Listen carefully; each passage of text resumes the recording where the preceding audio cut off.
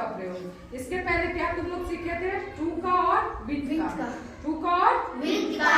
तो आज हम तीसरा क्या अभी सीखेंगे? फॉर का। इसका अर्थ होता है के लिए। पहला जो अर्थ होता है वो क्या होता है? के लिए। तो जैसे एक सेंटेंस है, मैं अपनी माँ के लिए साड़ी लूंगा। ठीक है, मैं अपने माँ के लिए साड़ी लूंगा। या मैं एक किताब लूंगा। मैं एक अपने भाई के लिए एक किताब लूंगा। चलो, मैं खरीदूंगा। मैं अपने भाई के लिए एक किताब खरीदूंगा। ठीक है, तो क्या हो जाएगा? आई विल बाय मतलब खरीदना, ए बुक फॉर के लिए। फॉर किसके लिए? My brother. किसके लिए? माई ब्रदर। तो यहाँ के लिए, ये जो के लिए है, ये जो के लिए है, ये कहाँ आया? फॉर में आया। तो मैं अपने भाई के लिए एक किताब खरीदूंगा। I will buy a book for my brother. तो यहाँ फॉर लगा। ये सबसे ज्यादा प्रयोग फॉर का के लिए के ही सेंस में होता है। ठीक है। दूसरा समय के साथ, और समय भी जो नाम का नाम हो। जैसे क्या होता है, इसको समझने के लिए तुम लोग प्रेजेंट परफेक्ट कंटिन्यूअस या किसी भी टेंस का कंटिन्यूअस देखोगे। ठीक है, जैसे वह 2 दिनों से पढ़ रहा है। वह 2 दिनों से पढ़ रहा है। समय दिया है ना, कितने? 2 दिन। 2 दिन। ठीक, तो क्या लिखेंगे? He has been reading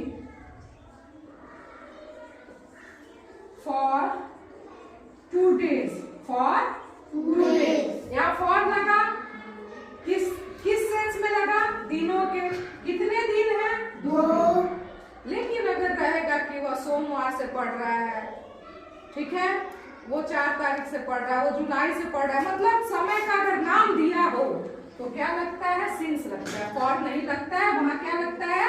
since. लेकिन ये याद रखो कि जब समय हो और उसमें समय का नाम ना हो, समय का पीरियड मतलब वो उस ड्यूरेशन ना हो, समय का क्या हो? ड्यूरेशन ना हो, तो फॉर लगता है।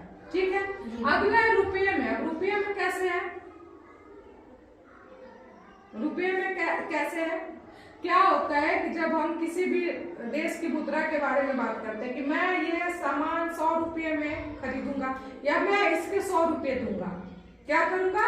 मैं इसके 100 रुपये दूंगा। एक साधारण सा सेंटेंस लिखो, मैं इसके 100 रुपये दूंगा। कितना रुपया दूंगा? 100। कोई बताएगा कि कितना हुआ?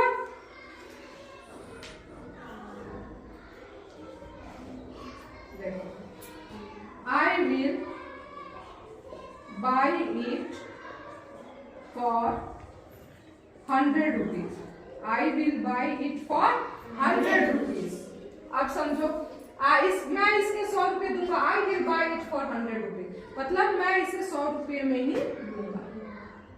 समझ में आ गया? जी मैम। तो देखो, फॉर का प्रयोग इधर एक हो गया के लिए जिस वाक्य में के लिए का संबंध हो। ठीक है, मैं अपने दोस्त के लिए पेन खरीदूंगा। मैं अपने दोस्त के लिए फूल लूंगा। कुछ भी, कोई भी जिसमें के लिए है तो फॉर लग जाता है।